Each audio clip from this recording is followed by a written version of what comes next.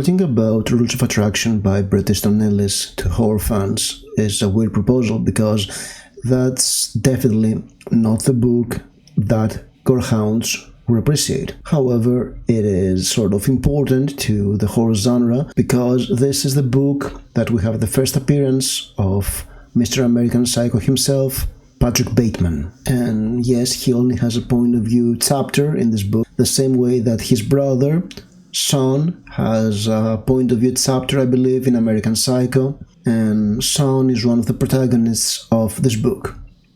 And I'll say that this book is a weird proposal because it's kind of hard to portray the vapid lives of rich liberal students in an art college that is so vacuous while being poignant. And I feel that this book fails on this mark in an interesting way. It fails to be poignant. However, it is vapid, it is shallow, like the protagonists and their lives. The book is some sort of a collage of different points of view of students in an art college, their hookups, their breakups, their petty dramas, and there are some sort of arcs within this book. There is this nameless girl who has a crush on Sean Bateman, probably the protagonist of this book. She is leaving him love notes, and something that's very interesting about the beginning of the book is that it starts mid-sentence in a party, and we have a minor character having a horrifying experience. And then we have this peculiar love triangle of sorts between Sean Bateman, who is, he is the same of the family, I guess, and he is dealing drugs in the college. Definitely he's not a model son like his brother Patrick. There is this girl, Lauren Hyde, and they eventually hook up. He believes she is the girl who is leaving love notes, so he approaches her and they have a relationship. And there is Paul Denton, and Paul is bisexual, and he claims he has a relationship with Sean. However, Sean never acknowledges that. He even contradicts it at some points.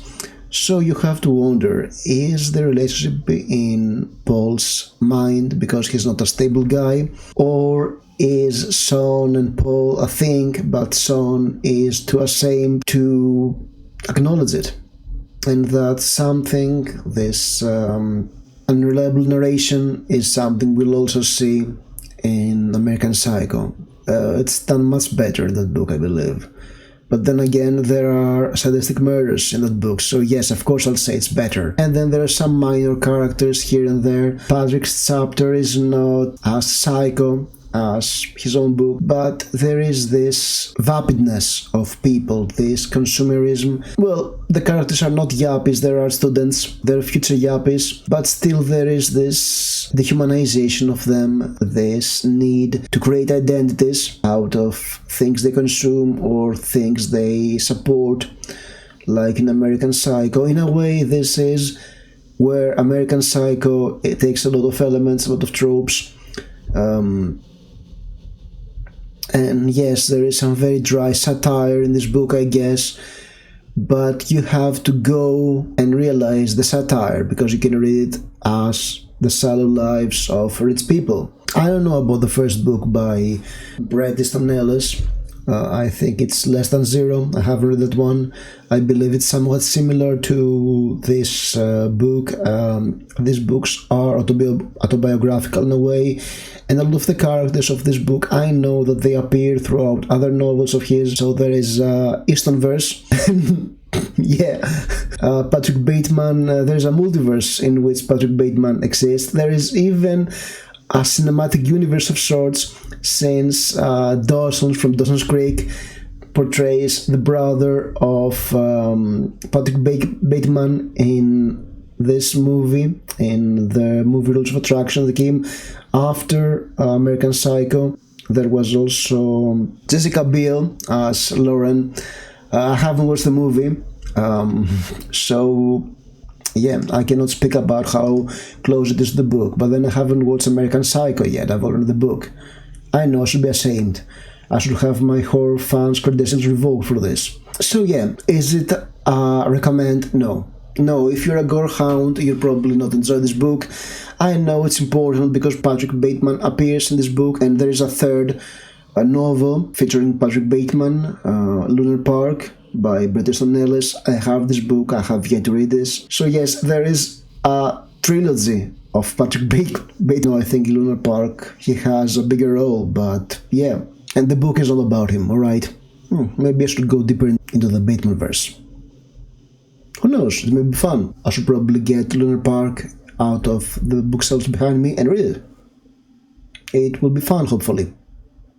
And Patrick Bateman also has a cameo on Glamorama, a 1998 novel that I haven't read yet. But yeah, that's the first appearance of Patrick Bateman, and it's a disappointment.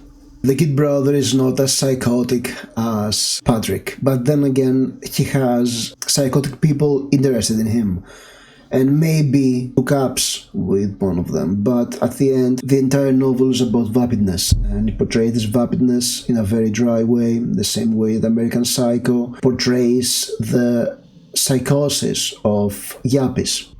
Have you read any of this book, American Psycho, or the other three?